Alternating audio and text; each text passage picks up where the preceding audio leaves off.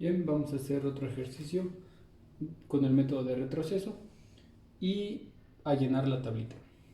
Entonces vamos a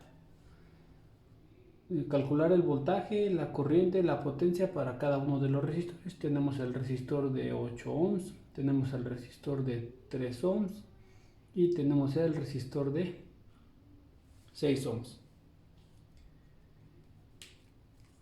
Y me piden el voltaje en este resistor, voltaje 1, voltaje 2, voltaje 3, que los voy poniendo por aquí, y la corriente también que pasa por cada uno de los resistores, corriente 1, corriente 2, corriente 3, que los voy a poner aquí, y ya con eso voy a poder calcular las corrientes. Ok, método de retroceso. Pues tenemos que reducir el circuito a una resistencia equivalente y después ir hacia atrás. Entonces, lo que voy a reducir primero sería el paralelo de estos dos resistores. El paralelo de esos dos resistores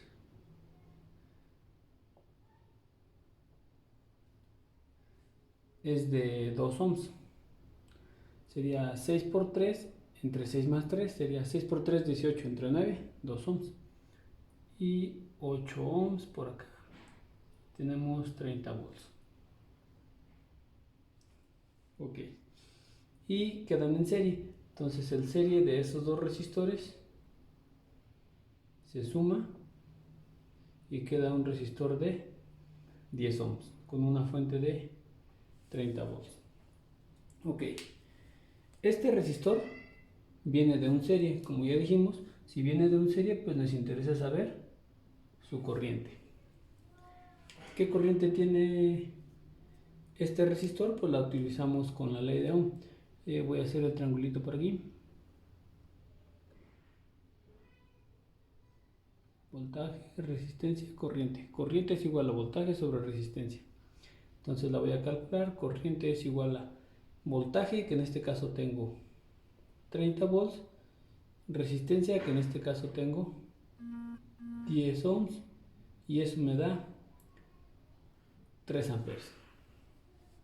3 amperes que pasan por estos mismos dos resistores. Este resistor no lo tengo en mi tablita, pero el resistor de 8 ohms sí, ya puedo poner la corriente que pasa por el resistor de 8 ohms. 3 amperes. Con esta corriente ya puedo calcular cuánto vale el voltaje con la ley de Ohm. Voltaje es igual a corriente por resistencia. Corriente por resistencia. Entonces sería 3 por 8, 24 volts. Incluso ya puedo calcular la potencia. Multiplicando corriente por voltaje. Corriente por voltaje sería 3 por 24, serían 72 watts. De hecho ya acabé con el resistor 1. Entonces vamos a ver cómo hacemos los demás. Entonces en este resistor que venía de un serie me interesó su corriente y ya. Entonces este resistor, si se fijan, viene de un paralelo. Dijimos que si este resistor viene de un paralelo me interesa su voltaje, porque el voltaje que tenga este resistor va a ser el mismo que tengan estos dos resistores. Y de hecho, si se fijan, es el voltaje 2 y el voltaje 3 son de mi interés. Entonces, ¿cómo calculamos el voltaje en este resistor? Ya sabemos que la corriente de este resistor son 3 amperes y el voltaje son de, perdón, el resistor es de 2 ohms. Con eso puedo calcular voltaje. Voltaje es igual a corriente por resistencia, o sea, 3 amperes por 2 ohms, y eso me da 6 volts. Si se fijan, es el mismo voltaje que están en estos dos resistores. Este viene de paralelo, entonces el voltaje de este serían los mismos de estos dos resistores. Es decir, el voltaje 2 es 6 ohms y el voltaje 3 también es 6 ohms. Entonces me voy a ir por acá, 6 volts y 6 volts. Con eso puedo calcular las corrientes. Si se fijan, corriente es igual a voltaje sobre resistencia.